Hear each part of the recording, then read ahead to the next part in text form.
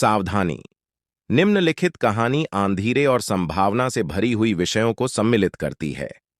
पाठक सावधानी से पढ़ें।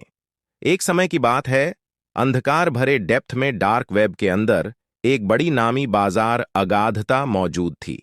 इंटरनेट के इस छिपे हुए कोने में हर प्रकार की निषिद्ध सामग्री और सेवाएं विनिमय की जाती थीं।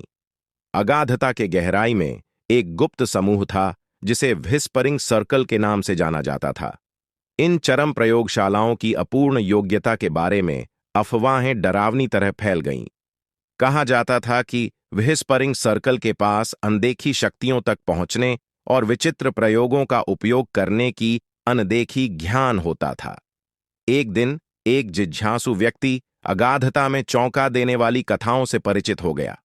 उन्हें व्हिस्परिंग सर्कल के चक्कर में आनंद आया और वे अंधकार भरे वेब में और गहराई में जाने का निर्णय लिया, जहां वे व्हिस्परिंग सर्कल के रहस्यों का पता लगाने के लिए प्रयास करेंगे। एनक्रिप्टेड चैनल और छिपे हुए मंचों के माध्यम से जिज्ञासु व्यक्ति ने व्हिस्परिंग सर्कल के सदस्य के साथ संपर्क स्थापित किया। व्हिस्परिंग सर्कल ने एक निमंत्रण दिया जिसमें प्रवेशकर्ता को उनके सबसे पवित्र अनुष्ठान का साक्षात्कार करने का मौका दिया गया।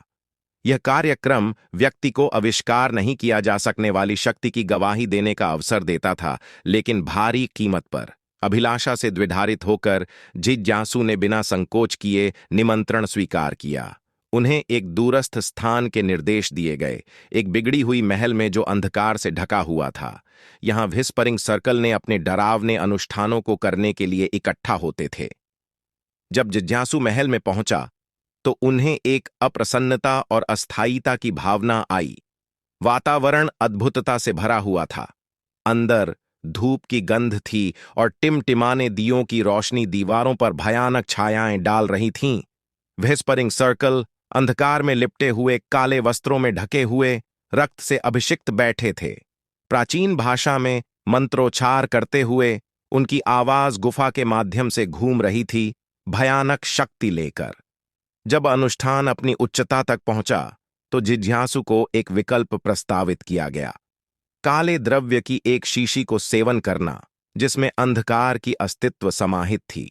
उन्हें बताया गया कि इसे सेवन करके वे अवांछित क्षमता का खुलासा करेंगे, लेकिन